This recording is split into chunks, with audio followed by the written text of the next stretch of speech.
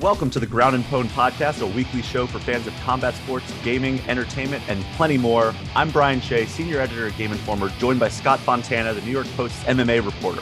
A lot of UFC and Bellator going on this past weekend and coming up this weekend, and the whole gaming world is a lot quieter by comparison. So Scott and I are going to once again load up on Fight Talk to start this week's show. So where are we starting, Scott? UFC, Bellator, 2 fights at the same time? 2 fights at the same time.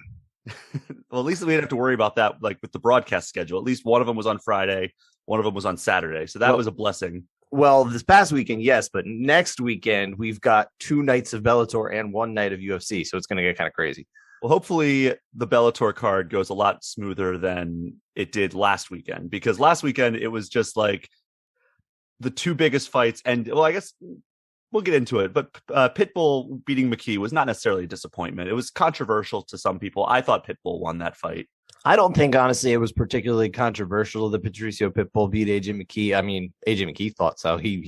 I don't think I've ever seen a fighter as stunned with the look on their face when the scores were read that it didn't go his way, because he's hearing 49-46 and 48-47. He's thinking, oh, yeah, I got those rounds. It was like, well, no, I actually went the other way, AJ.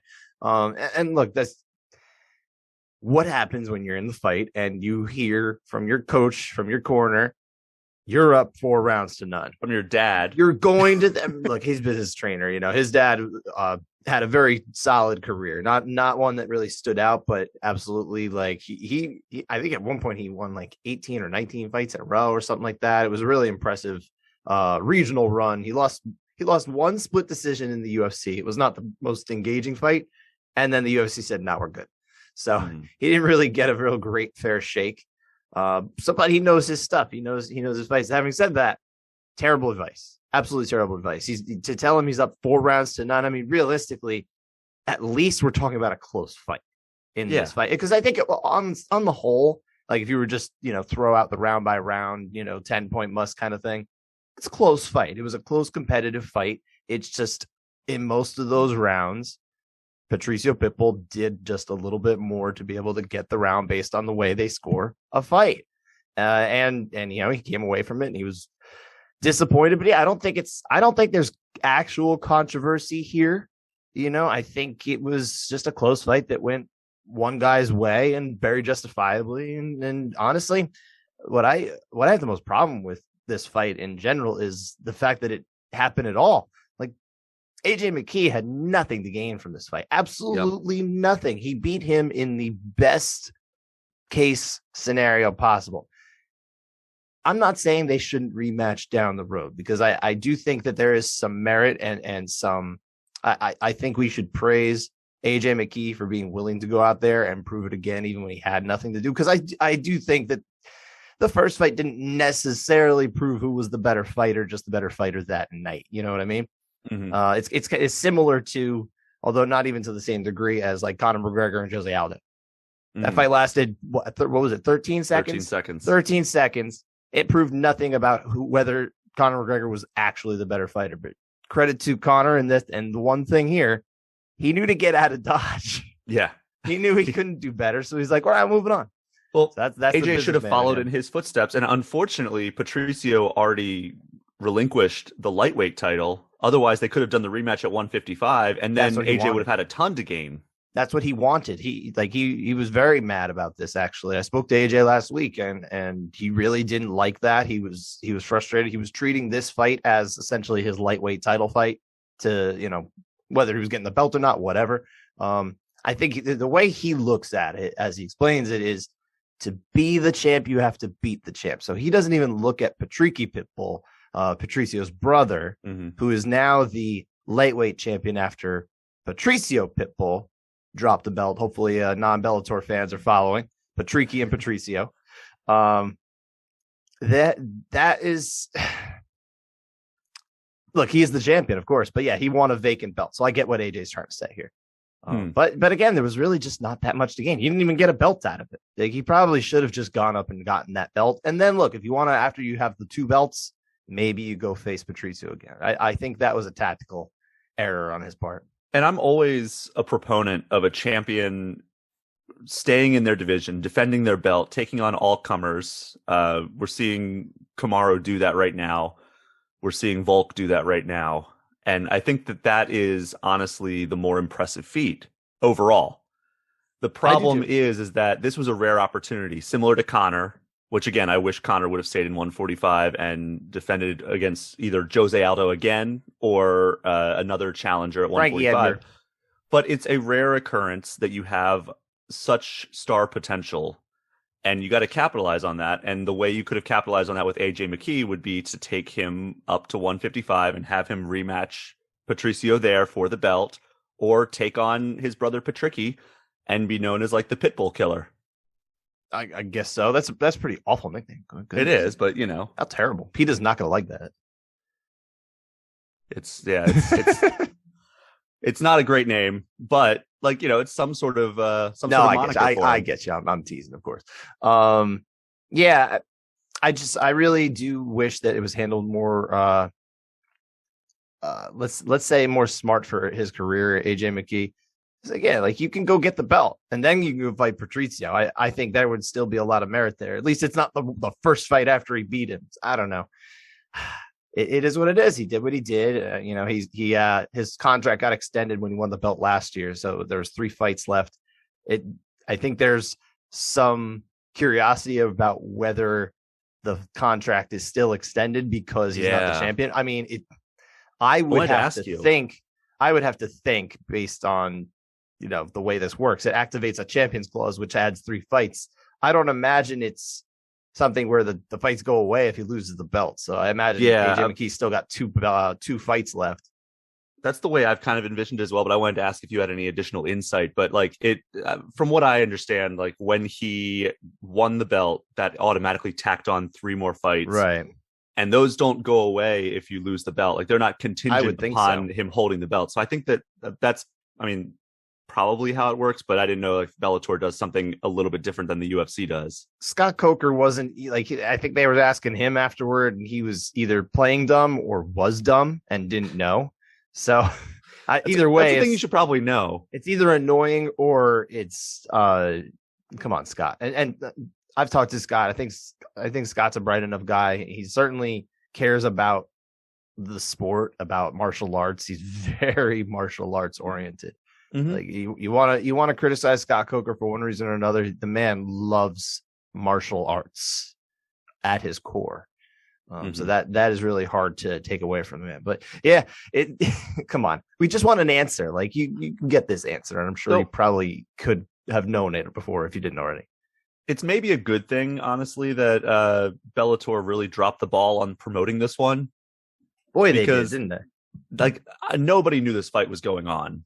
Nobody knew this card was happening. The only indication I had, aside from being like plugged into the MMA community and MMA journalists and everything, is the fact that on the day of the fight, every time I turned on a YouTube video, I got a thing, like a 5-second video that said like 2 title fights, Bellator tonight, Showtime. And I started getting those 2 days before, and I was telling my buddy about this because he was complaining about this is a big complaint about Bellator too, is that they don't really do any favors for themselves, you know, in promotion and that kind of thing. And I said, okay, I finally saw a commercial. He's like, yeah, 2 days before. Exactly. And you know what? Fair enough. Fair play. Friday plans, they never fill up. Yeah, exactly. Like, well, if you're not doing anything, you could watch this. I honestly went out and then I looked at the time, and I looked on Twitter and saw what fight was happening. And as the Pico fight was about to start, I was like, all right, I'm going to leave the bar and go home and watch the 2 title fights. I got home just in time for Nemkov and Anderson to make the walk. Well, that's probably a good time too. Although you did miss Aaron Pico's fight, and he looked phenomenal. Yeah, that, you know, you didn't watch it. We don't have to talk too much about it, other than the fact that I think we're at least starting to see some realization of the potential people had attached to Aaron Pico. So I'm very interested in his continued progress. But yeah, let's kind of hone in on that Nemkov Anderson light heavyweight Grand Prix final. That guys, we're gonna have to do this again. And you could see the shift. So for those who did not see it, it ended at the end of the 3rd round, right near the end. Yeah, it was just a few seconds left. like less than 10 seconds left, I believe. after Corey Anderson threw a wild ground and pound shot, missed, and like then an elbow, yeah. His head smashed into Vadim Nemkov's head, causing an incidental clash of heads and then a giant cut on Vadim Nemkov's head. And it was also like it was part that he was throwing, then overextending his body and everything, trying to throw full force. But it was also, Nemkov kind of accidentally moved in such a way trying to avoid that shot that his head ended up in there. It was just the total like bad luck scenario that had absolutely no intentions behind it. No one would ever read it as he was trying to hit his head into it. So yeah, but there was no malicious intent whatsoever. Even when it happened, Corey Anderson looked up at the ref, but not with the head. Yes, for sure. No illegal intent. There we go. Right. But even when it happened, Corey Anderson looked up and like tapped on his forehead to say, like, to tell the ref, like, hey, our heads clashed. Right. And that's what ultimately, it was Dan Mergliato, right? Or was it? No, it wasn't. No. Dan Mergliato was at UFC. Yeah. Who was the ref in that? Do you remember? Goodness, now I'm blanking, to be honest. No, I don't remember. Okay. Well, it's not necessarily. Oh, important. You know what? No, I do know. It was Frank Trigg. That's right. Yeah. Mm-hmm. Former UFC welterweight title contender Frank Trigg, who is now a referee. And you hear all the time about we need former fighters to be referees and judges and all this stuff. It's like, well, there are some who have been willing to say, okay, I'm going to walk the path and do all that. And it's nice to see, and he did handle it very well. I think that he has shown that he's a pretty solid ref, and I think that he handled this situation as best you could. And I 100%. Felt so bad for Corey Anderson because he was like, you could tell he was like on cloud nine after it was called, because he was like, oh, I won that fight, and he was like joking around with his corner, and then like he was told it's going to be a no contest, and like he threw his water bottle, and you get it. Like, I don't think that was bad sportsmanship. That's just frustration, and you can totally relate because he saw literally $1 million that he thought he had was gone.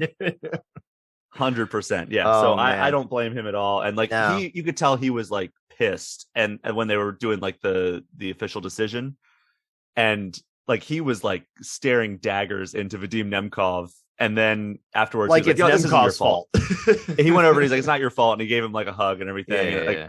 After he was kind of like, yeah, whatever. Like he was not in the mood to like be sportsman-like. No, I get it. The worst part is, though, the way it works in terms of, when a foul causes a fight to be stopped, or in this case, it wasn't exactly a foul, but let's say an illegal strike causes a fight to be stopped here, right? So it's at the end of the third round of a 5-round fight. To be able to not be a no contest, which is what it was ruled, it would need to go past the third round. So what that means is it can't even just get to the bell. The fourth round has to begin. If we get to the fourth round and it's stopped 1 second into that round, they would go to the scorecards. So I would have liked to see if Nemkov's corner or cutman could have done anything. That was a pretty nasty gash. Sure. I don't think they would have gotten past the in between the rounds. Like, I think probably not. The doctor would have come in and stopped it then if he didn't come in and stop it in the, or at least advised to stop it. Sure. No, of course. But really at the heart of this, that's how close he was to $1 million. Just needed to get out of that round and start the next one. And if it was stopped then, it's going to the cards. He most definitely would have won that third round, I would think. It was tied beforehand, so it would have been 29-28. If the way they score partial rounds is really something kind of has to happen, especially if it's like a round that just started and ended and nothing happened, those will be 10-10 rounds. That's when you actually see 10-10 rounds. So if you're sitting at home and you're like, what's a 10-10 round? That's a 10-10 round. Literally nothing happens. So then it would end up being a 39-38. Would have been probably the final score of the fight, and that would have been a Corey Anderson win, but didn't go that way. Yeah, because he definitely won those last 2 rounds. Tough break for him. 2 and 3. Now, he could do it again. I mean, I don't think we saw the best Vadim Nemkov on Friday night in California, but I do think Corey Anderson showed a lot that night. I think he was most definitely on his way to a win, barring some sort of look. It's not like Vadim Nemkov was beaten, but it looked like the momentum was heading his way, and I wasn't necessarily seeing someone who's known as overtime or beast in 25-8 slowing down in those round 4 and 5. I missed the Beast in 25-8, but I think that you're right though. 25-8 in my heart. This was not an Ngannou gone scenario where you're expecting a stand-up war and the guy whips out some wrestling and you're like, what? We did not prepare for this whatsoever. They knew Corey Anderson was going to try to wrestle at some point, and they just couldn't stop it. So I think you're right that like they have a lower chance of doing better in the second fight than somebody like Cyril Gane would have against Francis Ngannou, because now you could be like, oh, well, now he has some wrestling he might pull out. We should probably try to stop some takedowns. Yeah, no, I don't think that was happening. Maybe in the next fight. There's no reason to think that they can't show up and be different fighters on the next night whenever I'm going to show they're going to try and run this back as soon as they possibly can. Oh, yeah. But this is just another typical MMA Grand Prix that doesn't go quite the way we expected. I think the featherweight one's like the only one that actually went off like sort of without a hitch, as best as you can, because you got the two best guys came out of that and they went to the final. But even that was delayed by a global pandemic. Mm-hmm. So that kind of threw a monkey wrench into it. It took like almost 2 years to complete that thing. So there's just never a perfect one of these things. Like they used to happen in Pride, and now they don't really happen as much anymore. I think this one might be the most cursed of all the ones that Bellator has tried to put on. The only one that Bellator, sure, but Scott Coker, you got to throw the heavyweight Grand Prix in there, and that was another cluster. But again, we got Cormier out of that one. This one we got nothing. But no one knew we were getting Cormier out of that one. He wasn't even in the original 8. Exactly, but that was what was so magical about that one. This one, what did we get out of this? Like Corey Anderson and Vadim Nemkov, a rematch. That's what we got out of this one. That's true. We didn't get to see Yoel Romero at all. Yeah, we didn't see Romero. Rumble fell out. Rumble Johnson had to exit after his win because of, I guess, some sort of weird illness that he doesn't want to talk about or in depth or whatever, and that's fine. And also, he almost lost to the last-minute replacement. He did almost lose to the last-minute replacement, and then he, if I recall, he got arrested or something like that for, like, I don't know. It was a weird charge of identity or alleged identity theft or something strange like that. I would have to look at the details, so I don't want to slander the man, but it's something along those lines, and it was like, what the heck? So yeah, definitely a weird scenario. We didn't get the fights that we really thought we were going to. And if it would have ended with an amazing final or like just a standout performance from either Nemkov or Anderson in the final, I think all would have been forgiven. I think we would have been like, all right, that was overall success, even though it had some hardship. But to have it end this way made it, I think, the most cursed of all the Bellator Grand Prix so far. You might be right. You might be right there. But I don't want to dwell too much on Bellator for now. We'll circle back to it later when we get to this coming weekend, because again, they've got 2 events this weekend on back-to-back nights in Hawaii. But before we even get there, let's shift over to UFC, which played second fiddle on this one. It did. These were more. Bellator was by far the more interesting card going in. Let's say the more interesting top 2 or 3. Yes. I think after that, it's still the UFC's ball game. They've got a deeper roster and that throwing a bunch of smaller fights up there. There were 1-0, 2-0 fighters competing on the prelims of this one. So I watched the whole thing and I was like, okay, that's the way they went. That's fine. That's Bellator. That's how they do things. But UFC, this was headlined, of course, by Vicente Luque and Belal Muhammad. Belal. Remember the name. He literally tells you that every time he's introduced. But he, Belal Muhammad looked very good tonight. I mean, he executed the game plan. It's not the game plan that's going to win you over if you're not a fan of that. If you're not like let's say a wrestling fan or just a fan of him in general, he's not going to win you over necessarily with a strategy like this, but it's effective. It got the job done against a very dangerous opponent, Vicente Luque. You got to give it to him. I don't think a lot of people were picking him, and he made it clear he was the better fighter that night for sure. Yeah, and I think this solidifies Belal as, you look at a division like 145. Most divisions have this, but some of them are more clearly defined than others, where 145 has a very clearly defined top tier of fighters, and it's really just Alexander Volkanovski and Max Holloway.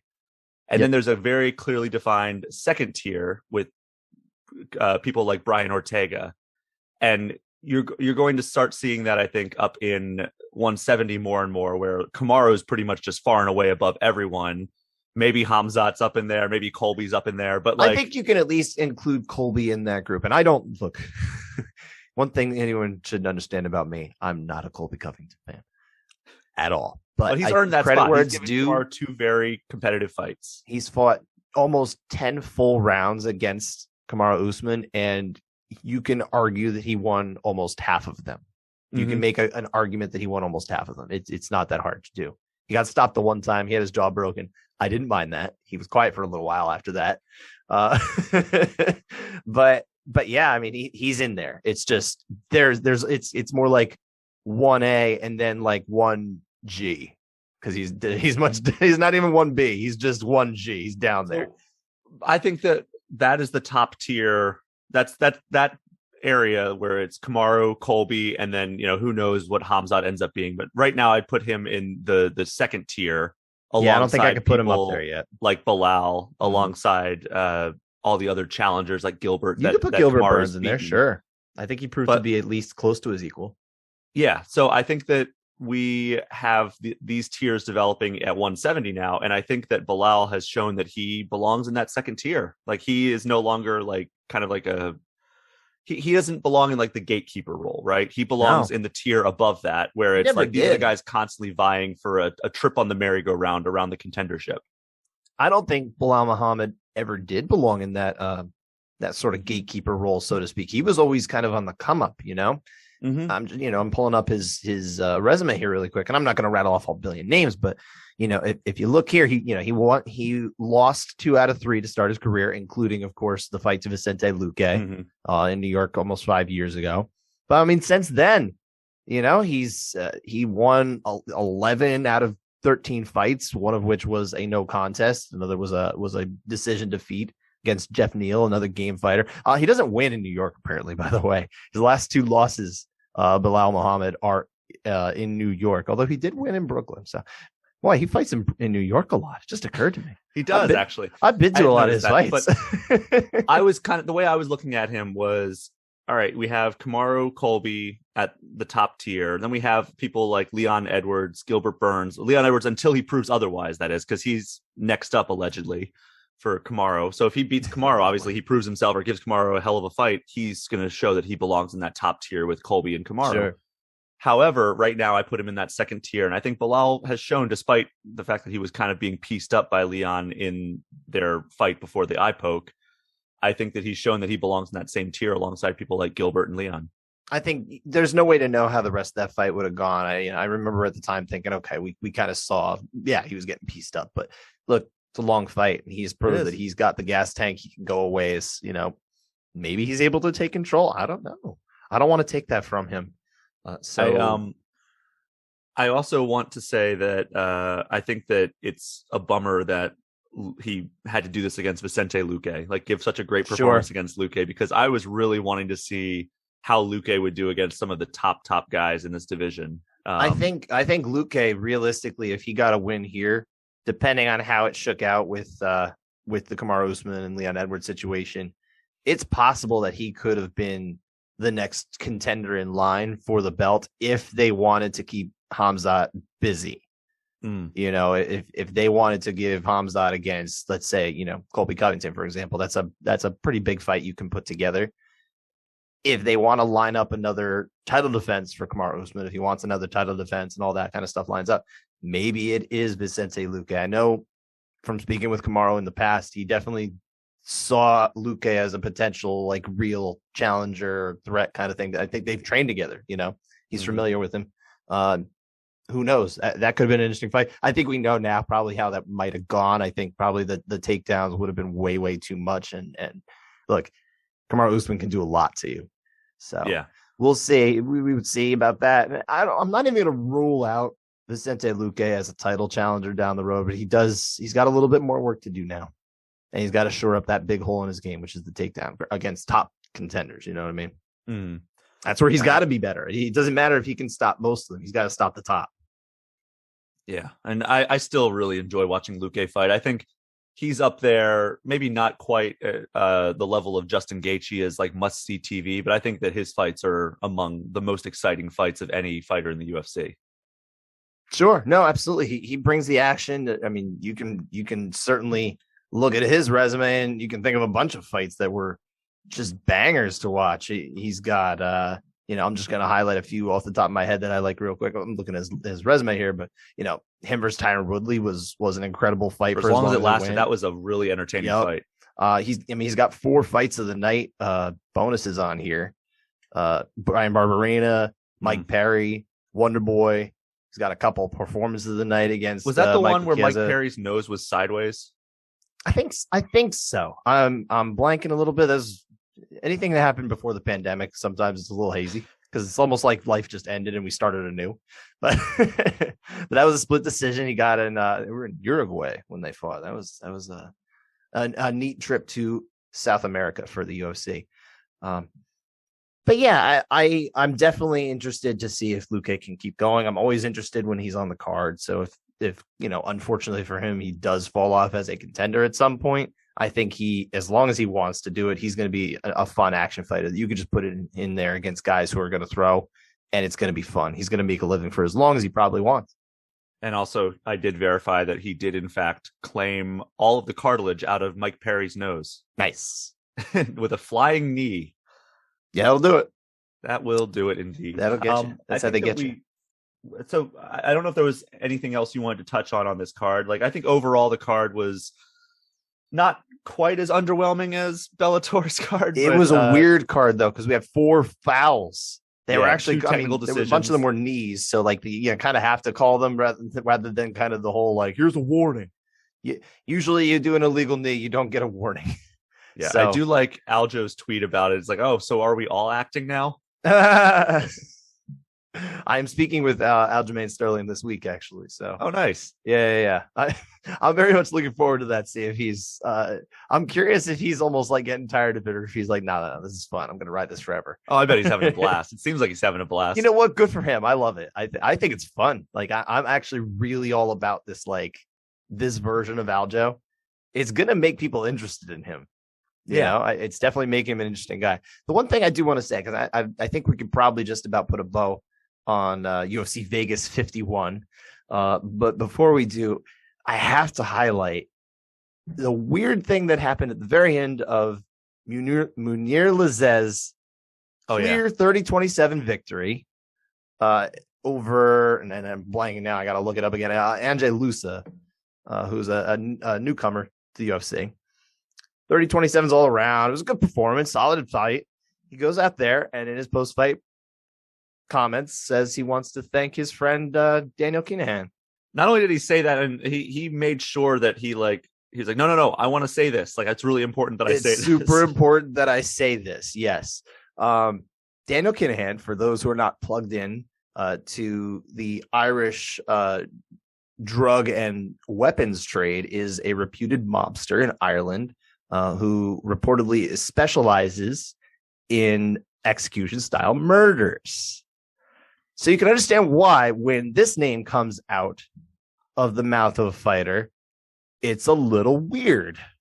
Yeah. He's more involved. He's more of a boxing guy, Kinahan. He's involved in a lot of the boxing stuff. There's really excellent reporting from Al Dawson over at Insider. And he actually followed up with some questions at UFC about this with Munir. He, kind of challenged him on it. Not even really challenged him. He was really just trying to get to the heart of, why'd you say this? Are you aware of the fact that the United States sanctioned him earlier this week, or last week, I should say now, looking for, they were offering a $5 million bounty for information that can either lead to his arrest, Kinahan, or disrupt his business.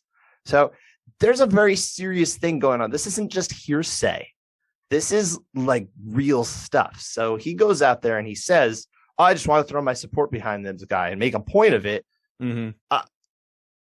What the heck is going on there? So it seemed he was either playing dumb or really was dumb about the entire situation at the post-fight presser. I have like a read on it. He reacted in such a way that it looks like he may not know exactly what it was. Now, that's, maybe there's naivete there, but I could see somebody from his camp just being like, listen, throw your support, just give him some support. It's like, okay, sure. Yeah. Cause he helped him out earlier in his career. Right. I could also see a scenario where he's kind of been coached well enough to do it. I don't know. I don't want to believe that, because like realistically, like he's not an actor, you know. He doesn't flinch. He doesn't. I don't know. I mean, who knows? Who really knows with it? I guess. And I think that it's one of those things where, like, we see the stories like Kareem Zidane had posted about the Chimaev with Ramzan Kadyrov, but Chimaev's not in the octagon shouting out Kadyrov, as far as I know. Well, last week after his win, remember he at the end he speaks and he says he wants to speak in his language. Mm-hmm. Well, he's speaking in, as I understand it, in Chechen to someone called brother, showing his support and love and everything like that. Apparently, brother is kind of something that can be thrown around. It could be anyone, but he does definitely in the past refer to Kadyrov as brother. Oh boy. And it sure seemed like that's where that was going. Maybe he was talking to his brother. I believe his older brother's name is Artur. So could have been him. It's vague. We can kind of read Habib between the lines there and kind of know.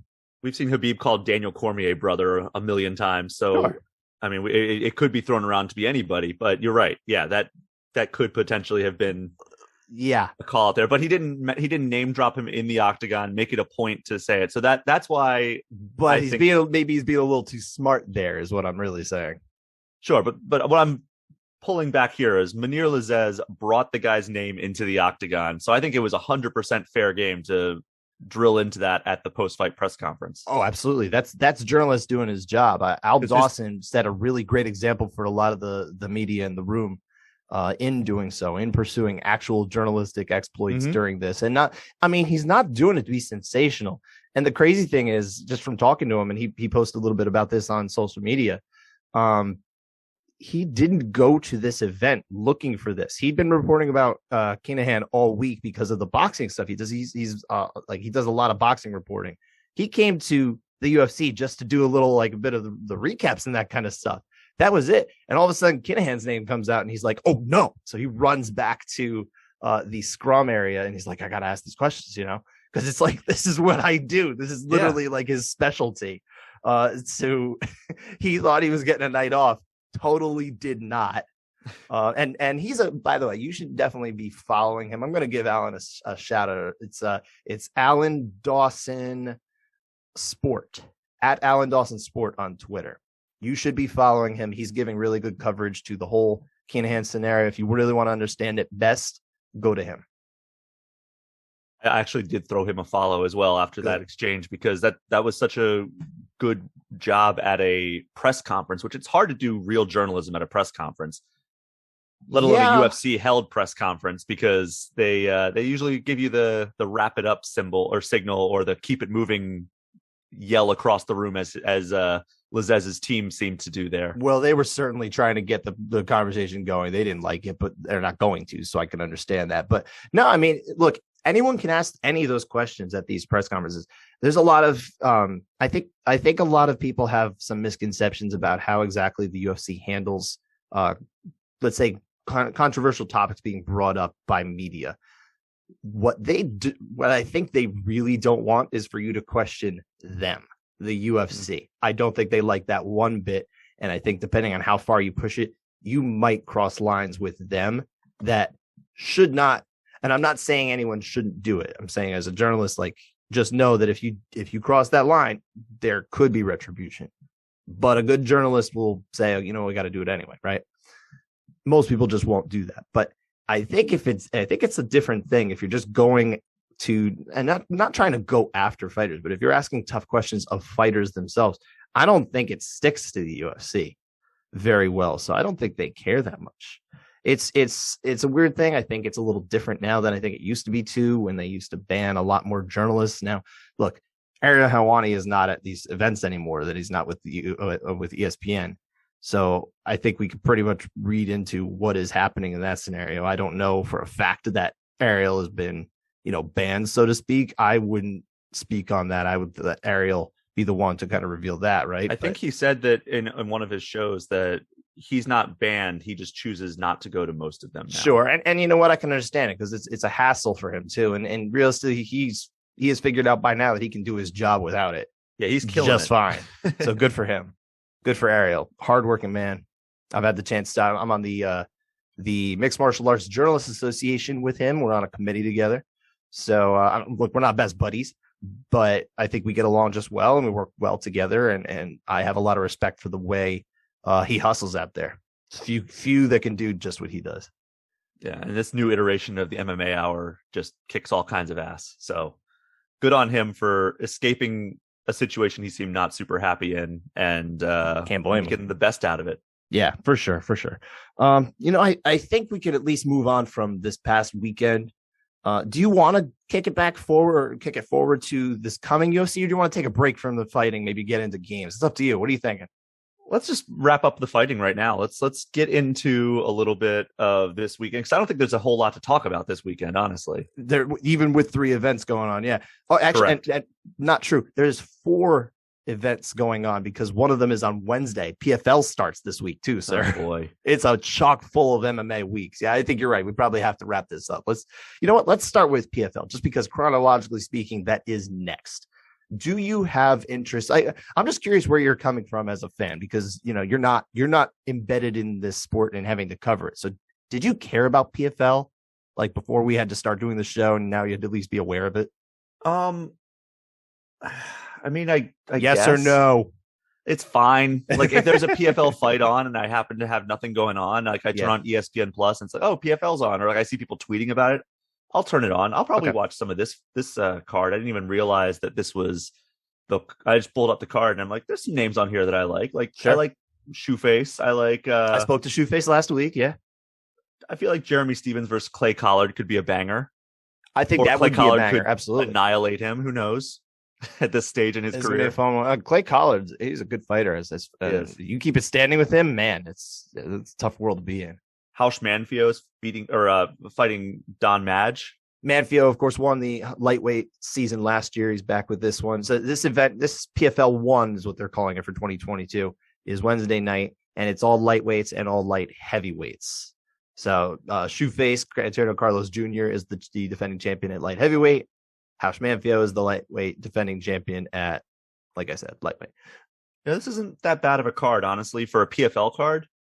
And actually, the fight with Anthony Pettis that's going to be in, that got, I believe, postponed to like 2 weeks or something like that. It was supposed to be on this one, and it got pushed. Yeah, so I think it was May 6th. Now is the. That sounds right. It's the first That's Friday. The one that they're pulling out all the stops on that one, where they have Kayla at the top. The next is Ray Cooper. The next is Anthony Pettis. The next is Rory McDonald. That's the 4 fights on the main card, according to that site. I mean, you have not a household name. Aside from, I don't even know if Kayla Harrison's considered a household name outside of the. I actually kind of think she is, just because she's got at least some Olympics coverage as well. I think she crosses over just a little bit more than I think people think. But if I asked my parents, hey, do you know who Kayla Harrison is? They're not going to have any idea. If I asked them who Ronda Rousey is, or, I mean, they might not even know Kamaru Usman. So who am I kidding? But yeah, it depends who you're asking. Like my dad knows some fighters. We watched some fights I think she can cross over. She's hit boxes before. She's been in the public eye now for 10 years, going back to the 2012 Olympics, when she won her first of 2 judo Olympic gold medals for the United States of America. Even in the prelims, there's a few names like Magomed Karimov, Julia Budd's on the prelims. So I think that May 6th card. That's the May 6th one. Let's focus on this one though too. Yeah. We'll get to that in a couple weeks, sir. But I think that even this card with Jeremy Stevens and Clay Collard at the top, that's a compelling fight. I think that's an action fight, or at least has action fight potential. We've learned in the past not to classify something as a guaranteed banger. Looking at you, Ngannou Lewis. Yeah. We can't really. You can never. There's no sure things in this sport. No, there is not. So we thought for sure that on Friday somebody was going to walk home with $1 million. Turns out that didn't happen. We kind of figured that would happen, and it didn't. So here's the question before we move on to the actual weekend. Are you going to watch PFL? I think if I find myself nothing to do on a Wednesday night, there is a good chance I will turn on PFL. All right. Or if I open up Twitter and say I'm doing something, I open up Twitter and I see that, Clay Collard's making the walk. I might, throw it on my phone or something if I happen to be out or something. Yeah. I think that's worthwhile. Like not going to hold up your night. Yeah, exactly. Like I've done it with a few UFC fights where it's like a middle of the day start, like one of the overseas cards, and it's like, oh, I want to see this main event, so I'll open it up on my phone wherever I'm at and just kind of sit and watch for like 20 minutes. Right. However Yeah. long the fight happens. Sometimes I wish I had that luxury and I could just do that casually. Sometimes I have to because these things happen during the daytime. And look, I've got family plans, and realistically, life happens, man. Because I don't cover the sport for like an MMA focused website where like you basically need to care about every little thing. I cover it for the New York Post, and as much as I personally care about all these things, I don't need to care professionally about every single one of them to watch them live. I can go back and do that if needed. And I always do. I will always go back because I am that fan who does care.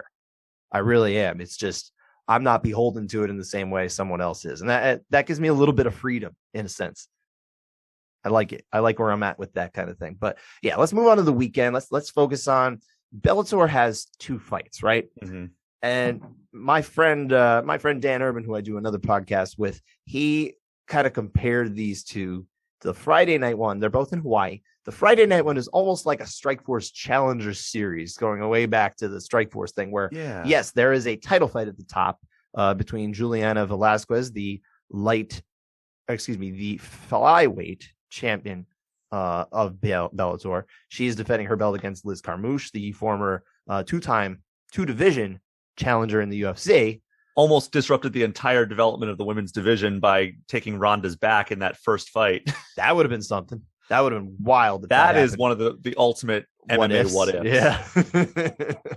Maybe we'll do an episode of that at some point. I'm going to have to go. Yeah, it would be fun. I'm going to go back and watch that fight soon. But yeah, after that fight, though, it's not the most compelling of cards. So I do think, in short, if you are a fan of, and I don't even know that this is going to be an actual like great fight to watch. It's neither one of them has truly a style that kind of leads to incredible fights. But if you are intrigued, especially by women's MMA, by the matchup here, by these two very incredible flyweight women who are, I think realistically, they would both do very well in the UFC. One of them already did.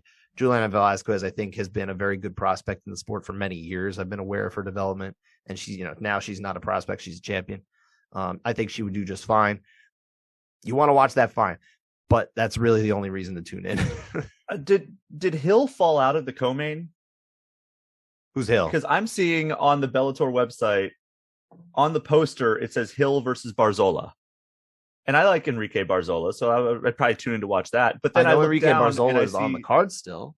Then I see Enrique Barzola versus Nikita Mikhailov. And I'm like, wait, why does the poster say one thing and the fight? I mean, maybe they just didn't update the poster and Hill they probably just haven't updated the poster. I could say that one thing. At least, but this is one of those situations, I think, where I know they want to blow it out because they're going to Hawaii, but why not do what maybe Guns N' Roses should have done with Use Your Illusion and just make one super album instead of 2 pretty good albums? I think they just liked it. They've done this before in Hawaii in particular. Is they kind of like to blow it out a little bit and have a little fun with it with 2 events. And you know what? Hawaii doesn't get many events, especially the big time events. It's really just now Bellator coming in. People have been calling for, various champions over the years have been calling for UFC to go to Hawaii. Max Holloway, BJ Penn. It's just not happened. So, I think they see it as, hey, we can kind of take advantage here of a situation where it's a little underutilized, I guess, in MMA. It's got some fun to it. They have some, very solid Hawaiian talent on the roster. So no, I don't have a problem with it. You could skip it. It is what it is. This fight, you watch that fight. And then if you really care about everything else on Bellator, if you're a real fight fan, yeah, you're going to watch all these fights. But I will say you can skip most of it. The Saturday card is looking pretty good, though. The Saturday card it's a solid card. Absolutely. With some real interesting prelims on it even too. But yeah, I mean, it starts at the top with look, Chris Cyborg is appointment viewing because you just wonder what she's going to do to women. She already beat up challenger Arlene Blanco last year. I think it was even. Mm-hmm. That's not necessarily the fight that you're really looking forward to. It's probably going to be a little anticlimactic, barring some sort of absolutely wild upset. But the 135-pound Grand Prix, which has already lost 2 marquee names, including its champion in Pettis. Excuse me, Sergio Pettis. Thank you. But I do like this fight here, especially I think one of these fights in particular I'm very excited about, and that is Kyoji Horiguchi going. I love Kyoji Horiguchi. I don't know how you feel about him. Yeah, I really like him a lot, and Patchy Mix is just looking really great as well. It's going to be a fun fight. I really like it here, and I think that Kyoji Horiguchi is probably my favorite to come out of this whole tournament. Mm-hmm. I think the world of his skill set, and obviously he was winning that fight against Sergio Pettis before he got caught. Is always one of those things that I don't love to say because it implies that there was some sort of like kind of flukiness to it. And there wasn't a flukiness. I mean, he got caught in the sense that Sergio Pettis executed what he wanted to do probably the whole fight, and he just only did it that one time. He was losing most of the fight except for the part where he totally won the fight. So. Well, I mean, that's all it takes, right? Like, it's true. Look at Anderson Silva versus Chael Sonnen the first time. Like, Chael was destroying him in that, and all it took him was to get his arm stuck one time. He was, but there is, if you watch the fight, I don't know when's the last time you watched that fight. I actually got the chance to watch it. I watched it more recently, right? And I had kind of remembered it the same way you did, right?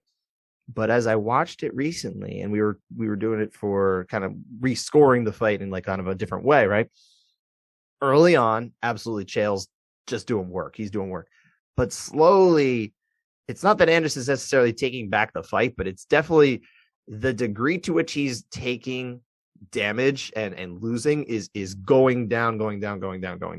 You're starting to see, mitigated success and that kind of thing. So but you still had Chael winning the first 4 rounds, right? Of course. You still had them winning, but like you at least saw it. This fight, you didn't necessarily see, maybe Sergio's starting to come back here just a little or make it just a little more interesting. It was not interesting until he absolutely lost. That was it. It was just in a moment, it was gone from Horiguchi. So that's pretty wild. That fight was very wild. You got Horiguchi, Patchy Mix, like we said, Juan Archuleta, the former champion, going against Rafian Stotts, who I think a lot of people view as a favorite to win this one. He's 17-1 coming in. I don't know how you feel. Do you have a favorite in this Grand Prix now that we've lost the fighters we have? Oh man, is it Horiguchi or is it? I think it might be Horiguchi, especially after how he performed against Pettis. Sure, like I think that like he was showing that he is the best 135er or 125er, I guess. 135. Sorry. He was showing that he was up there among the elites in that division, and he just, like you said, it was one situation where he didn't defend properly, or Pettis caught him off guard, and that ended up ending his night and his run at the championship, or defending the championship. And I think that really shows that he was he's probably my favorite. I mean, I like Archuleta. I don't know if I like him to beat Horiguchi. Patchy Mix. I mean, we're going to learn a lot about Patchy Mix in this fight, I think. Sure. But sure, I'd honestly say like the winner of this fight might be my favorite for the rest of the Grand Prix. I can understand that. I do still view this as like Horiguchi, and I'm going to say Archuleta, I think is someone who really, but I'm really not counting. Rafian Stotts versus Juan Archuleta is a fight that could realistically be a final. I think either one of them is just as talented to make that a final. I know you probably could say the same thing about Patchy Mix, but I think more highly of the combination of the two of Archuleta and Stotts. But I do think Horiguchi is the one who I view there as well. Of course, they have these kind of wild card matchups now to fill in the spots for the two fighters who had to pull out, which of course was, as we mentioned before, we lost very unfortunately Sergio Pettis.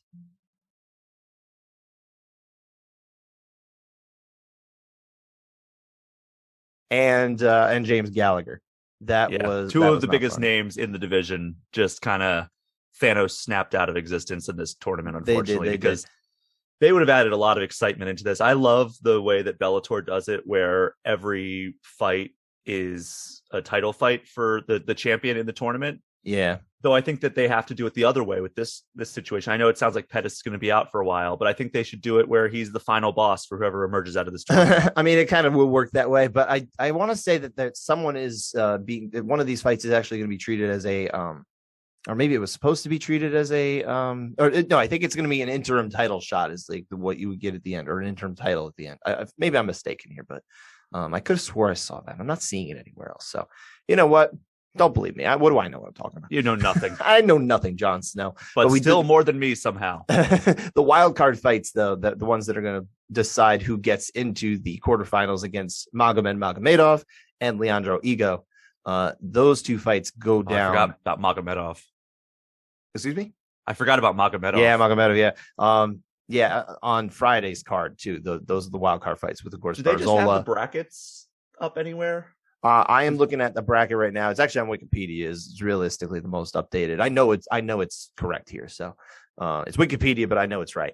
Enrique Barzola against Nikita Mikhailov. That is one of the wild cards, and also Danny Sabatello and Jornal Lugo. So yeah, that is. Look, if you're interested in the greater bantamweight World Grand Prix picture, there are those two fights on on Friday as well.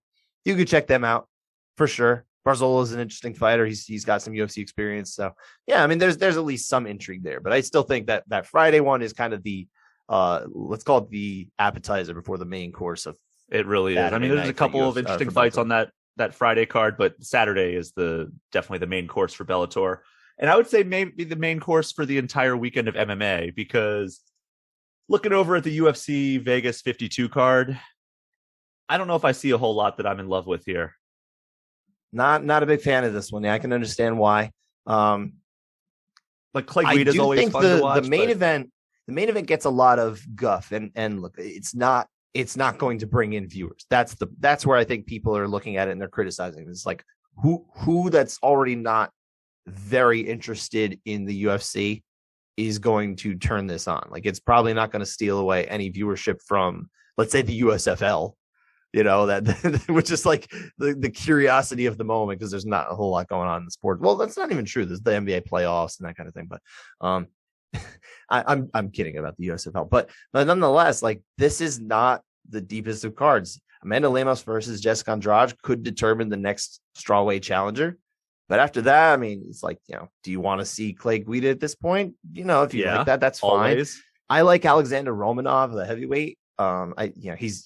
He's like the heir apparent to the Alexei Olenek weird choke master. So scarf holds and that. There's like some names on the card that I like. Like Clay Guida is a great example of that. It's weird seeing like Macy Barber, who the UFC was like, all right, this is the next big thing in that division, and now like she's buried in the prelims of a very underwhelming card. But the one fight that I have circled on here, she's on Sumaderji versus Manel Kopp. Macy Barber's on the main card. That's all I was saying. Oh, okay. I'm looking at an outdated thing. Is Sumaderji versus Manel Kopp still intact? Yes, absolutely. Okay. That's the only fight I care about on this card. No. I'm giving you another one to care about. And I think this is actually going to be a better fight overall than that one. And it's Charles Jourdain against the other one that just popped up. Yep. That's the one that I think if you're trying to tune in because you just want to watch one fun fight, that's the one I'm going to direct you to, because both of them are they're fun, interesting, you know, unorthodox to some degree, especially Venata's case. Strikers. That one I think is Fight of the Night written on it. Yeah. Although I really like Manel Kopp's style. I think that if he can really get it all together, he could be a title challenger within the next 12 months. Yeah, it's possible. Although, don't forget, he fights at flyweight because exactly that is a division that is strictly title fights between Brandon Moreno and Davis and Figueiredo. No one else is allowed to fight for that belt ever again. That's true. That, right? Yeah. That was a mandate. We're going to have So I was looking at an outdated fight lineup. But yeah, so that's a much more solid main card than what I was seeing for this, because I had the lineup I was looking at also had Guida Puelles on the prelims as well. I think Tapology is where I'm looking right now. I think probably if you're looking for, you know, I was looking at the bracket on Wikipedia, but a lot of times, especially lately, I've noticed these Wikipedia people who used to update Wikipedia very well.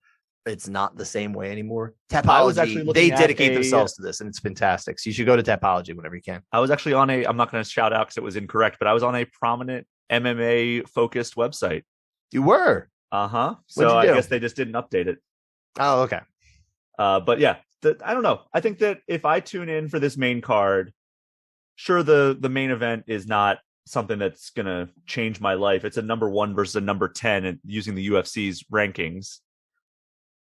But Sumaderji, Manel Kopp, I'm excited for that. Macy Barber, Montana De La Rosa. I like both of those names. I know both of those names, so I can watch that. Lando Venata and Charles Jourdain. Yeah, that's a banger.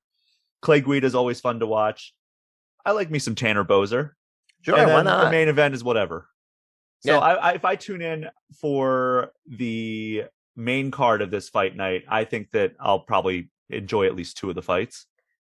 The good thing about this weekend is even if we don't always have the most interesting fights going on all over the place, we've got a lot of choices to kind of figure out which ones we do want to cherry pick, and we can probably put together a card of our liking from the fights that are available, even especially if you watch it later on, I just catch up on the ones that are worth watching. If I put it this way, if I didn't have to cover mixed martial arts, and I don't have to, I choose to do this. I enjoy doing this. I don't want it to sound like the chore, but you weren't being held hostage by the New York Post. I love mixed martial arts. This is my favorite sport. No, if I left the beat, right, if I wasn't doing the beat anymore and I could just enjoy it as a fan again, I think what I would like to do is probably I wouldn't necessarily watch as many live fights anymore. I think I could, if I'm doing that, I'm off Twitter first off, because I'm done with social media whenever I can possibly do that.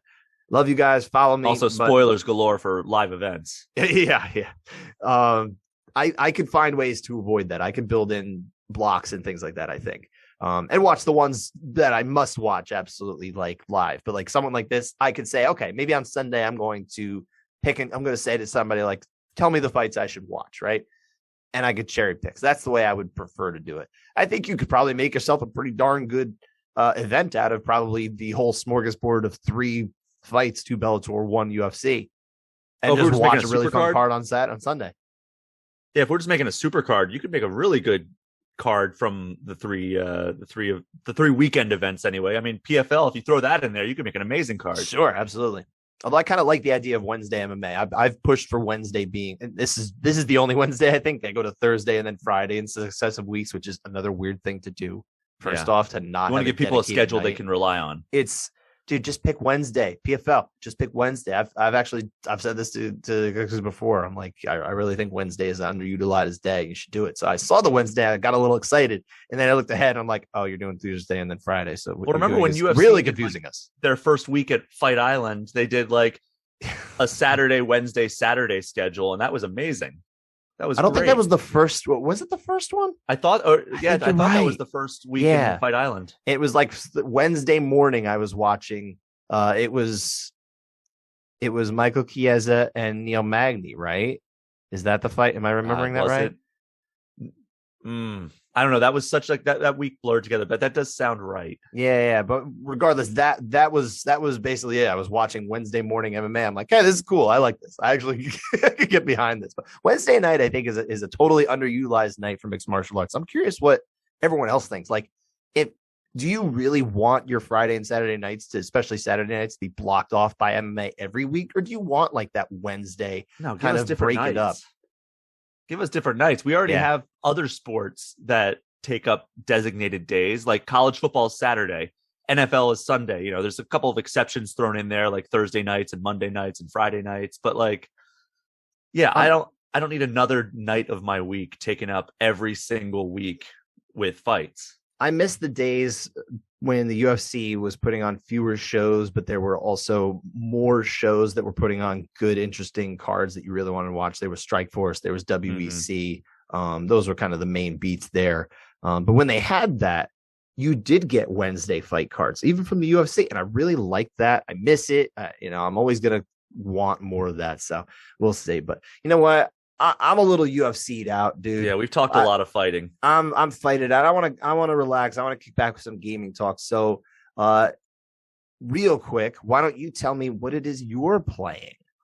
I want to still know. MLB. I'm still trying to get the Orioles to the World Series. I haven't had a whole lot of time to game the past few days. I'm doing a lot of research for a couple of work projects, which is going to kick me off a whole nother research tunnel in the near future here. I have a very busy couple of weeks coming up here. We will see the fruits of those over the next several months. Can't wait. I can't wait to see it, sir. But yeah, you know what? Because actually I did know that you were playing MLB. I set it up like I didn't know. I know. Sorry for peeling the curtain. But when you had put MLB on our little outline of what you're playing, I was like, oh no. And I'm like, oh no, he's addicted. Because this is where my mind went. My mind immediately went to like where I was playing last year, where I wasn't addicted is probably a strong word, but like I was definitely playing it a lot more than I really even wanted to, because I was all about the Diamond Dynasty. And I'm like, oh no, he's fallen into the pit. Well, thankfully, I never get into the card collecting modes, like Ultimate Team on Madden or FIFA or NHL or even the UFC games. Like I tried it out when I did the review for UFC 3, but like it's not. It doesn't work for your MMA. By the way, at all. I don't like them. Like I buy a sports game to play the sport and to like manage a team over the course of like a franchise, or manage my character over the course of their career. That's what I buy these games for. I don't buy them for the card collecting aspect. Those just end up frustrating me. If I want to play like a microtransaction pay to win game, I'll just play a mobile game, which I already do. So I don't need any more of that in like my other premium gaming life. Yeah. No, so I'm still playing through March to October. I'm still trying to get my Orioles to the World Series. Actually, we're in the World Series now. Oh, good for you. So I just need to play the 4 to 7 games that it's going to take me to take home the World Series trophy. What difficulty are you playing, sir? I am playing on whatever the regular difficulty is. Okay. The All-Star? I don't know. Pro? Probably Pro. I don't know. That's typically what a lot of them are. But okay. I'm doing that, and then I am going to shift to pure dynamic difficulty when I do my Road to the Show. So that way, although I'm debating actually for Road to the Show, do I drop it down to amateur? Because I think it's rookie, no? Is there an amateur? It's either rookie or amateur. I don't know. I want to drop it down to one of the easier difficulties for my Road to the Show, because when I go into these, I want to tell the story of the greatest baseball player of all time. Yeah, I mean, who's going in there looking for a challenge? My buddy plays, and he just wants to hit 900 career home runs. Exactly. I want to become the greatest player. I want to win MVP and Rookie of the Year and the Triple Crown in my rookie year. Yep. I want to steal 100 bases. I want to hit 75 home runs. I want to. That's the story I'm telling when I do a career mode, right? Like I want to step onto the gridiron and throw for 7 touchdowns in my first NFL game. You want God mode baseball, and I respect the heck out of that, my friend. Franchise mode, I like the struggle. Yeah, but career centric modes, I want to just be like a god on the field. I love it. If I could give myself like the ability to shoot electricity out of my fingertips, I would. On baseball, that would be very interesting. That would be just murder the entire outfield. You're just shocking the pitcher. That's kind of so that's what I'm playing. Throw the ball first. Yeah, you gotta let him throw the ball, and then what are you playing? I just finally wrapped up and closed the door for now on God of War. I think I collected every piece of perfect armor, the red armor. If anyone who's played God of War, I collected all of that was out in the world. I collected all the scap slag that I need. So when I do start that I'll probably call it the final, because by the time I'll probably play it at one point again. Even I love this game, but I'm going to play it one more time on Give Me God of War difficulty, New Game Plus, with all of the armor pieces, upgrades that I've added, and that kind of thing, before Ragnarok comes out. I will do that. I don't know when Ragnarok's coming. They say it's done. They've been talking about like this year. Done. Yeah, I was starting to doubt it, because whenever they say like, oh, this year, I'm like, yeah, tell me the date, pal, and then we'll talk. But when Sony puts a date out there, they tend to kind of commit to them, I feel like. Does that sound fair? Yeah, Sony usually announces their projects a little closer to release than someone like Xbox has typically done. Mm-hmm.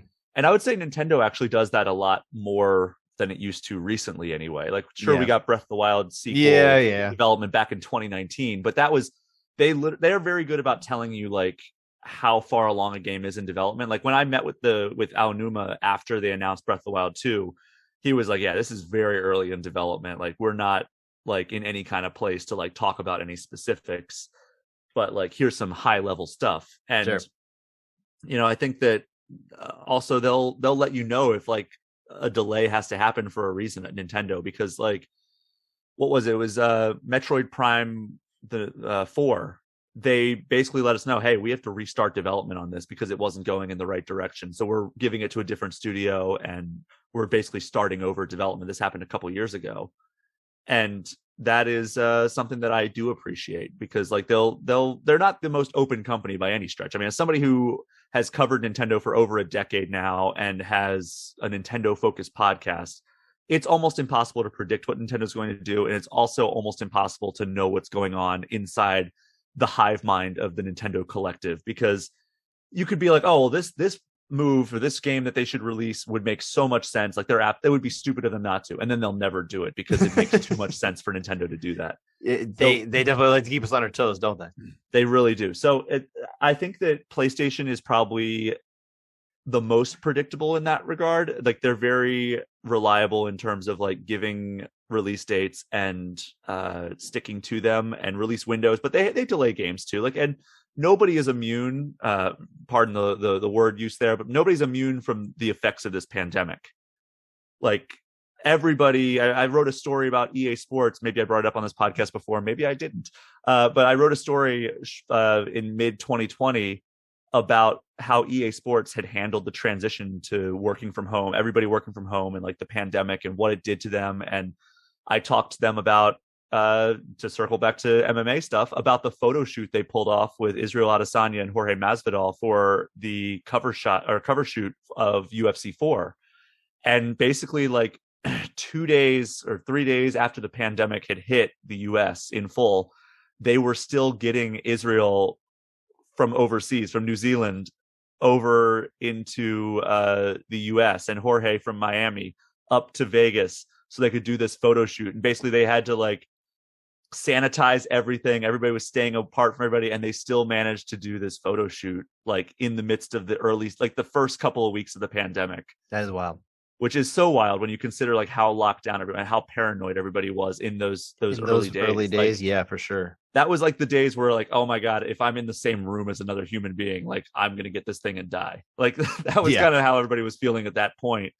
But like, yeah, nobody is immune from the effects of this pandemic in terms of like what it does to our workflow and what it does to how our productivity is. And it would be, I think that I'm anticipating that this game is going to come out this year, but I also wouldn't be surprised at anything in this day and age getting delayed. Sure. I definitely am in the same camp as you as far as like, look, these delays happen. You can understand them. I think people go too crazy about when a game is delayed or things like that. They ride on the developers and things like that. It's look, they're doing what they can to produce a piece of entertainment for you to go mess around with and have fun. So let's cool the jets a little bit with getting too mad about that. But having said that, it was my understanding, at least, that I saw, and I couldn't tell you where I saw it, but I could swear they were saying something. One of the developers had said like the game is more or less complete. There's like probably in QA or something like that at this point. Yeah, well, that's games typically will get completed a lot earlier than I think people think they are. Like a game will be completed and then they do months and months and months and months of QA. And right. Then ultimately how that goes is what's going to determine that release date. Like there's a million other factors, obviously, but like that's why Sonic 06 was so terrible. If you ever played Sonic the Hedgehog 2006, widely regarded as one of the worst games of all time. I dug into worse than why Superman that was. 64. It's up there with Superman 64. Wow. Okay. It's so bad. Like it maybe not quite as bad as like, all right, well, you can't do anything until you beat this really, really difficult challenge of flying through these stupid rings. But I mean, it was so glitch filled. The story was stupid. The gameplay felt like garbage. And I talked to the head of Sonic team about that. And basically he was like, look, we had deadlines to hit that were not movable. We promised Xbox we were going to get a game out that first year the Xbox 360 was on market.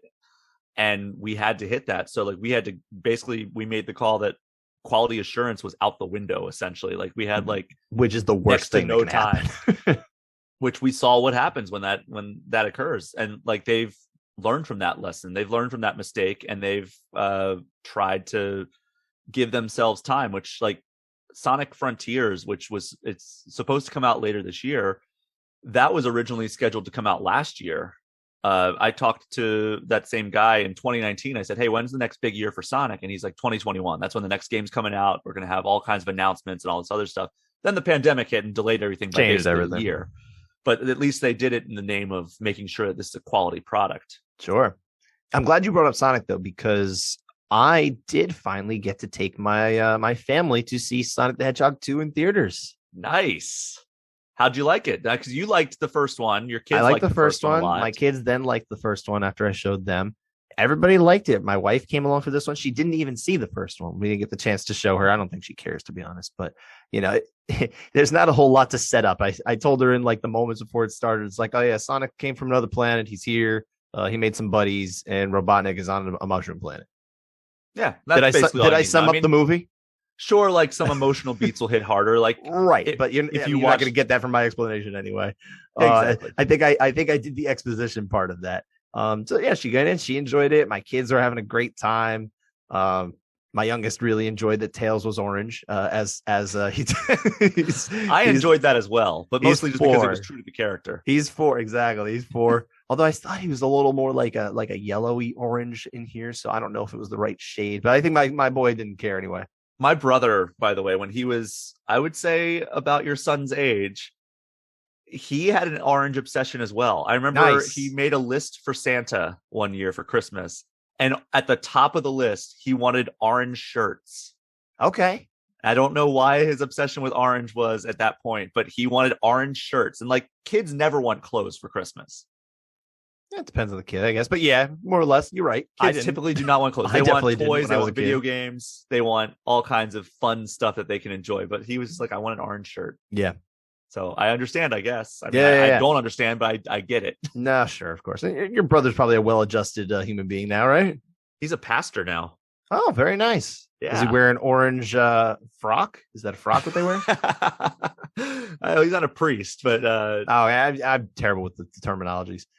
But yeah, so I think that we're going to get God of War Ragnarok this year. Just in recap, Sonic 2, very good movie. Highly recommend you see it. My kids did enjoy it. If you're thinking of taking your family, you know, your little ones, my kids enjoyed the heck out of it. And they're not like huge Sonic game fans. They just like the first movie and they like the second. This is my argument about the Sonic franchise now, and why I think Frontiers is going to be one of the most important games in the history of Sonic Team. And I think that we're seeing fandoms reached that we haven't seen in the Sonic franchise to this point, right? Like, the movies are exposing this franchise to a whole new audience.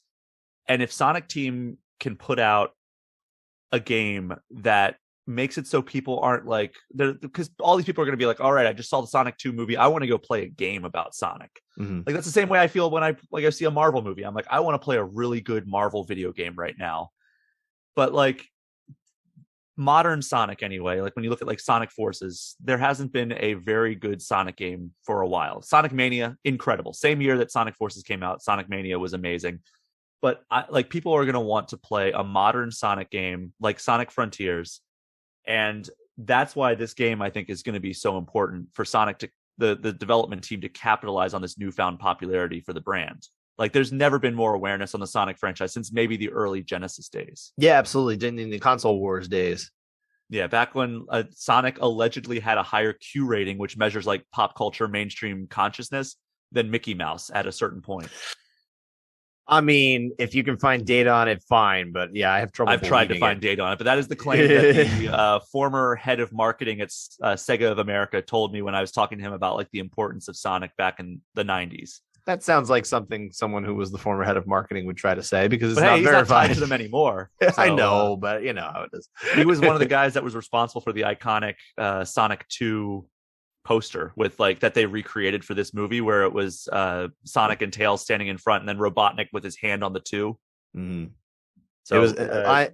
I will say, and I don't want to go deep into this because we don't like spoilers on this show. We will not do spoilers, except for when we've talked a little bit before about how we'll handle talking about the Halo series at the completion of it. We'll do that at the end of that show when they get there. But I really loved all the Easter eggs that were thrown into this one for fans like you and I who played all the games. I mean, there's certain level dynamics that are kind of thrown in. There's other type of things that if you lived through the days of Sonic the Hedgehog ruling Sega Genesis, like you would understand, you'll get a kick out of, you'll enjoy. And I for me in particular, that was a lot of fun.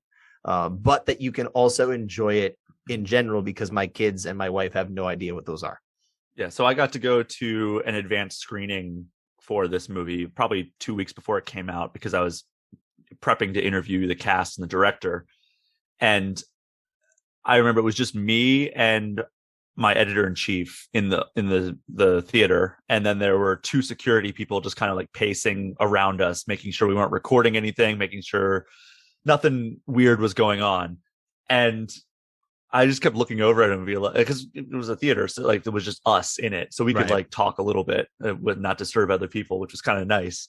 But I was like, dude, I can't believe like they made a reference to that. I can't believe they did that. Like it was just one after another. Like, oh, that's a clever little Easter egg. I have to lean over and like, hey, that's in reference to this, and he's like, yeah, I remember.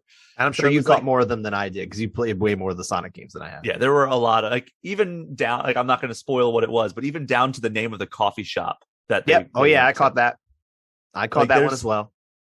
There's some really good, clever nods to the Sonic franchise. And it's funny because the director actually has history with the Sonic franchise video games. Really? He did a lot of the cutscenes. The game is not well renowned, but he did a lot of the cutscenes, or he worked on a lot of the cutscenes for Shadow the Hedgehog. Oh, okay. So he has actually worked in the Sonic franchise way before he ever directed the Sonic movies. Okay, interesting. Shadow the Hedgehog, you say? Fascinating. I definitely would recommend it for families, though. I think Sonic the Hedgehog 2 is a great family film right now. It's not like the greatest family film of all time, but if you want to take your kids somewhere, get them out, this is like you're gonna have a good time too as a parent, whether you play the games or not. Honestly, did you enjoy? Look, you're a gamer. You're probably one. listening to the show as a gamer too, so there's that. But I think you'll have fun. Did you enjoy it yourself more than the first one? Good question. I would say maybe I did, but it's hard to say. I think probably about the same, really.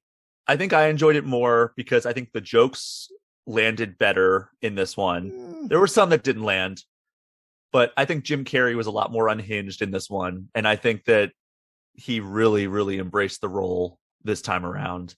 I think there were more nods to gaming this time around. Yes, I definitely picked and up I think that's what really more. pushed it over the edge for me is that like the pacing it gave you a little good. That fan service that you kind of want.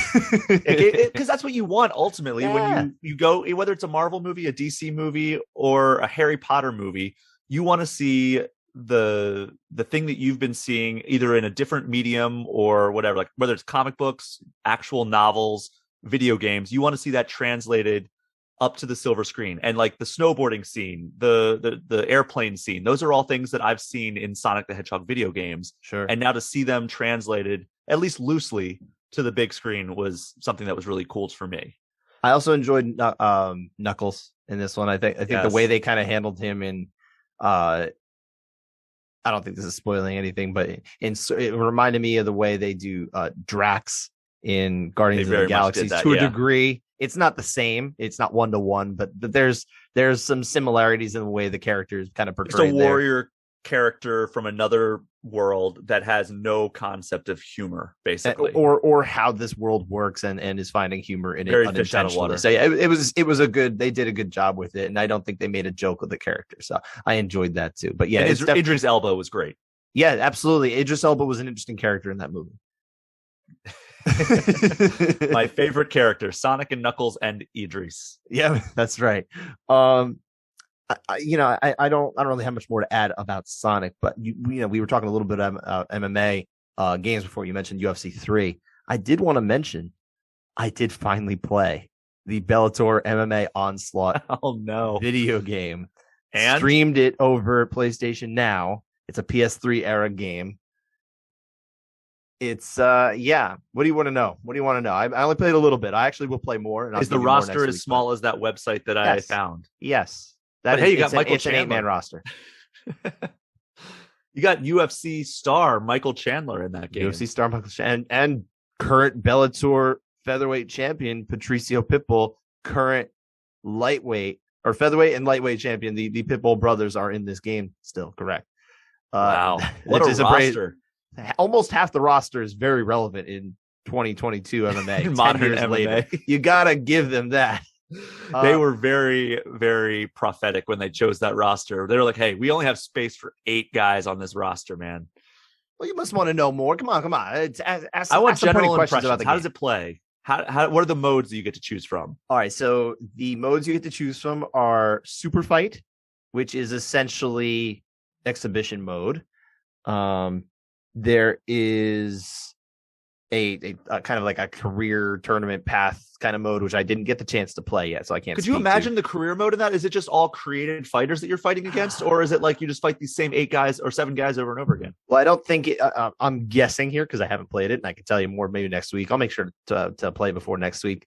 I think it's probably like an abbreviated like world tour kind of mode kind of thing.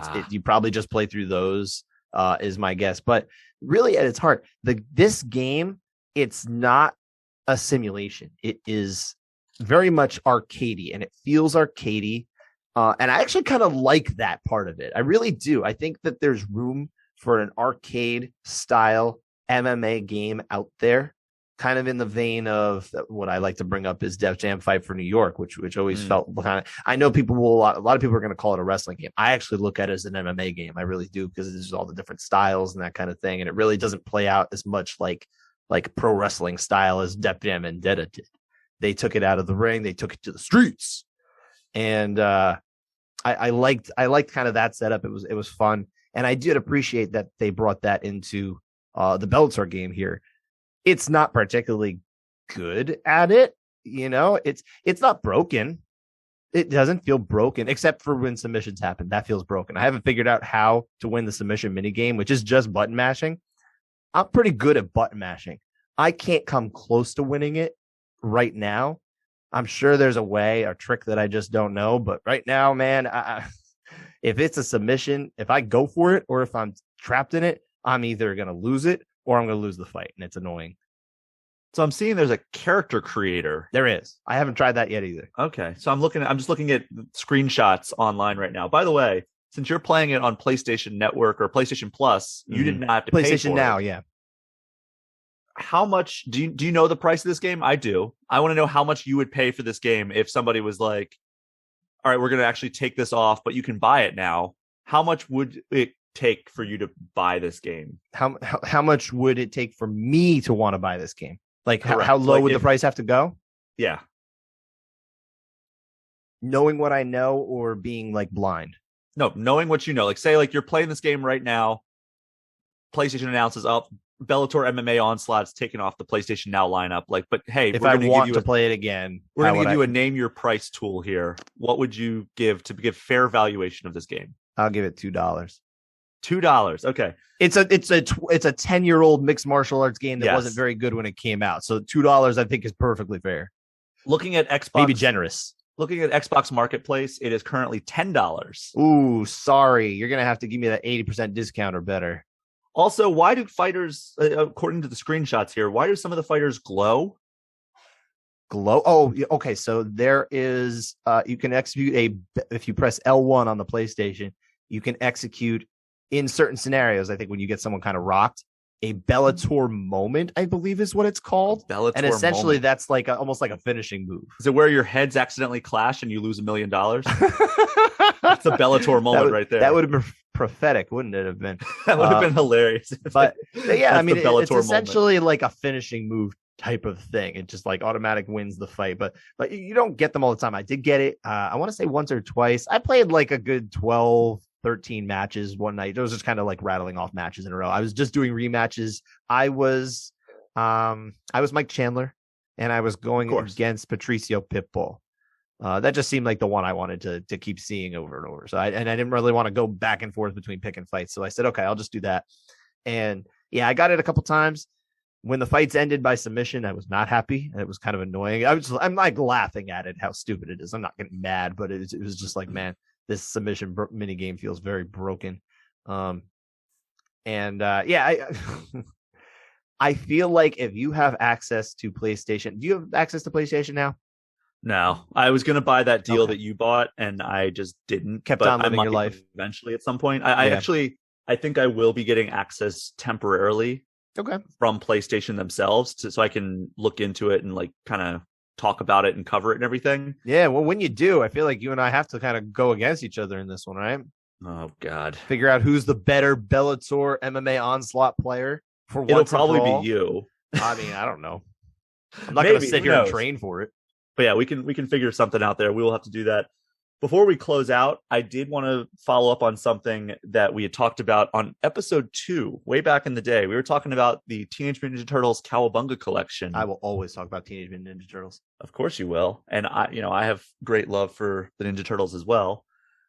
But they announced a limited edition thing for this Cowabunga collection, which people who may not remember is like the collection of like 13 old school Ninja Turtles games. Genesis, NES, SNES, arcade. Yeah. And online play for a lot of them, quality of life upgrades for some of them. Not enough online, though. I wanted online for everything, and he didn't get it. Correct. Yeah. So we can only play the arcade version of Turtles in Time, not the SNES version, unfortunately. They did it backwards. Should have been the other way. But yeah, so sir. But that allows for 4 players, whereas SNES is only 2 players. So it makes sense in some regards. Yeah. But anyway, they announced this limited edition. It includes a collector's box, a cloth poster, an acrylic diorama, an enamel pin set, and a set of 12 trading cards and a full color art book. That sounds like a pretty solid package. The art book is the thing that actually does interest me. I'm not like I've kind of gotten over tchotchke and things like that when it comes to these, but like you give me an art book that involves old school Ninja Turtles video games, I'm like, okay, now I'm listening. I'm with you. 100%. And how much does that run you at Target? I believe is where you told me it was. I think Target is where I saw it was Wario64 tweeting about it, of course. Mm-hmm. I believe it was $150, which is $150. That's it. Quite the upgrade on the price from the standard edition, which the standard edition I believe is $40. So yeah, I'm not going to pay 110 extra bucks for all that stuff. Art some cool stuff in there, but not nearly enough, I don't think, to tip me over into the realm of wanting this. But the art book, I should mention, 180 pages. Ooh, that is good. God, that's pretty awesome. Oh, I got more details if you want them. Oh, what do you got? Physical copy of the game with original box design by Kevin Eastman. Ooh, okay. Cloth poster featuring Kevin Eastman's adaptation of TMNT Turtles in Time. Ooh. Multi-layer acrylic diorama of Leonardo, Donatello, Raphael, and Michelangelo. Enamel pin set, 5 classic designs, which include the Technodrome, the Turtle Blimp, the Party Wagon, Shredder, and Krang. I mean, that's fun, but what am I going to do with pins? 12 translucent comic-style character trading cards based on the tournament fighters, with rarely seen appearances by Wingnut, Armagon, Chrome Dome, War, Asuka, Karai, and more. That's fascinating. And a full-color art book with 180 pages featuring a chapter dedicated to each of the 13 games in the compilation. That is beautiful. The art book, honestly, like that would be something that I would probably look for on eBay later on if I can get it at a reasonable price. Dude. The box is so sick. Yeah. I'm going to have to look that up later. Unfortunately, we are an audio only, so we'll have to check that out later. Go find it yourself, dear listener. I just want to get your live reaction live reaction. Okay, you sent me the link. I'm going to look at it now. Look at the box art. The box art for this is very cool. Again, I like it. Yeah, we got a Technodrome up in the top right with Shredder standing next to April for some reason. Does he have her trapped? I don't know. You got Donnie up in the top corner. He's jumping down. He's got the bow staff ready. Raph is armed with his sai. Leo's got the double katana working. We got in the bottom left a foot soldier, classic foot soldier from the show, and then Mikey. He's going against him in the bottom right there. I like this box. Look, if you're the type who's willing to drop $150 on this type of thing, more power to you. I'm definitely not in that range anymore, but the art book sounds fascinating, and I would really love to be able to take a look at that. Yeah, for sure. I'm hoping I can get my hands on it, whether it's something that I'm able to pick up or whatever. But like, we'll see. That is something that I would probably geek out over. And I don't know if $150 is a lot of money though, regardless of what's in it. I don't care if it's like the nicest gaming statue of all time. Like, it's going to be difficult for me to justify throwing down $150. I agree. But you know what, Brian? I think we're done here. I think we covered a lot in fight terms. I think we got enough gaming to make me scratch my itch because I love games. That's our show for the week. If you like what you heard in this episode, be sure to subscribe to the show on Apple, Spotify, YouTube, or wherever you found us because it helps us grow. And while you're at it, would you kindly follow our social handles at Brian P. Shea and at Scott_Fontana on Twitter and Instagram. Thank you so much for listening. And if you want to reach us with questions, feedback, topics you'd like to hear about, or just letting us know what you're hyped about, hit us up at groundandpoundpod@gmail.com or at groundandpound on Twitter. Until next time, enjoy the fights, enjoy the games, and we will talk to you next week.